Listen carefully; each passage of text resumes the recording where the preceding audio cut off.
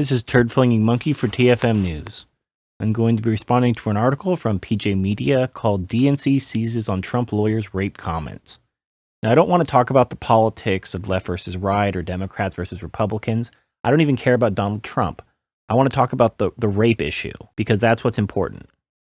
Now, allegedly in 1989, Donald Trump had rough, angry sex with his wife, and she felt violated, and during their divorce, she accused him of rape. Now, during a 1993 book about the incident, she provided kind of a foreword where she softened her statement and said that while she felt violated, she didn't mean she was raped in the criminal sense. Now, obviously, having the word rapist attached to you when you're a politician is basically a death sentence. It's probably as bad, if not worse, than being called a racist. So unsurprisingly, the Democratic National Committee chairwoman Debbie Wasserman Schultz said this: "Rape is rape, full stop, end of story.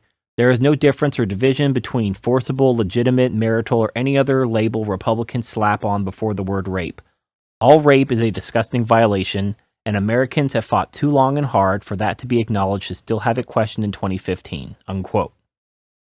Now, I hate having to defend Trump because I don't like him, but this is complete horseshit. Everyone in the manosphere knows how feminism has broadened the definition of rape to mean basically anything women don't like that men do. If you fart on them in a subway, it's fart rape. If you stare at them, it's stare rape. Everything is rape. And here's the problem. When everything is rape, and then you're accused of something that falls under the broad legal definition of rape, now you're as bad as the guy holding a knife to a woman's throat in an alleyway and forcing his cock between her legs against her will. And this is why words have meaning. We can't just cede the meanings of words to feminists, because this is their goal. This is feminism's end goal, to make anything that you say that they don't like harassment, and to make everything you do that they don't like rape. And then they can accuse you of harassment or rape. And when you say, well, I have a First Amendment right to say what I want, like, oh, well, you don't have a right to harass people. And because we've now broadened the definition of harassment to be anything we don't like, now you've lost your First Amendment rights. And because we broaden the definition of anything you do that we don't like, rape, now we can control your actions as well as your thoughts and words. And the thing is we have different words for different actions.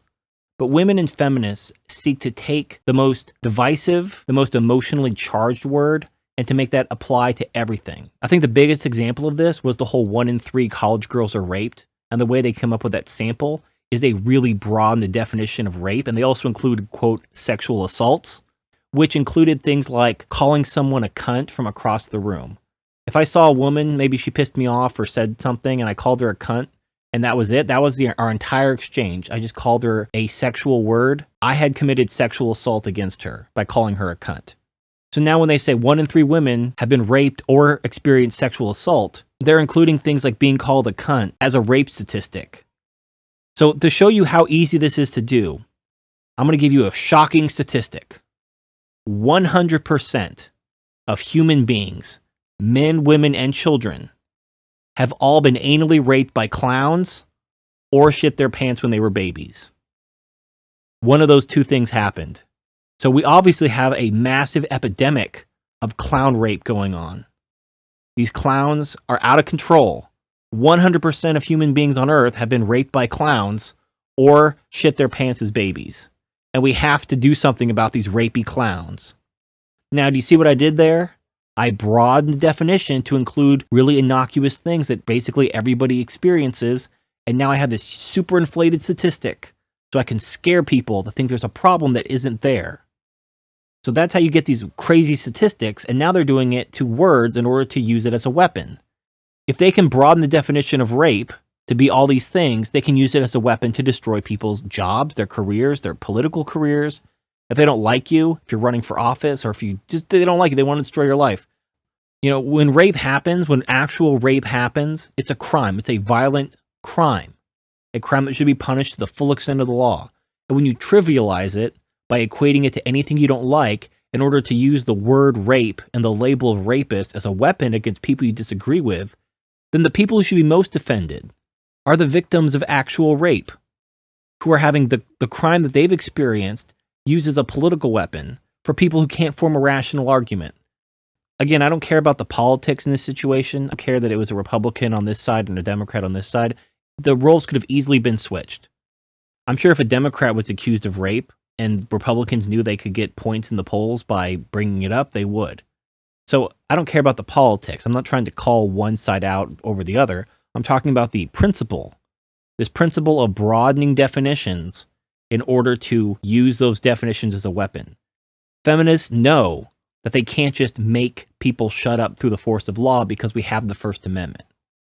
They know they can't say, well, I'm offended. You have to shut up. You just tell them to go fuck off. It's a free country. I can say whatever the fuck I want. And they know that. So they broaden the definition of harassment because they know that while you do have a right to free speech, you don't have a right to harass people. So by making the speech they don't like harassment, they can now shut you down by law. And by making actions they don't like rape, they can shut you down and arrest you and ruin your life. And as always, it usually comes down to the choice of whether we are willing as a society to call women out on their bullshit and hold them responsible, or if we're going to let our freedoms just evaporate one after the other because we're too afraid of telling women to shut the fuck up and that they don't know what they're talking about. So this is just, the latest example of gynocentrism destroying freedom. What's interesting is that feminists and women don't need any new laws to be passed. They just change the definitions of words so that existing laws now apply in the way they want. They don't have to abolish the First Amendment. They just have to turn speech they don't like into harassment. And now the laws regarding harassment apply to speech they don't like, in complete violation of the First Amendment, but they don't care. And if they successfully turn things they don't like being said into harassment and things they don't like being done into rape, when women can throw you in jail and cry rape for anything you do that they don't like, or they can have you silenced or thrown in jail for speech they don't like, that is fascism. Now, this is why feminists are compared to Nazis, because that's exactly what that is. Whenever a group is trying to stifle free speech and control people's behavior through violence, being compared to the Nazis, not the most inaccurate thing. This is Turd Flinging Monkey signing off.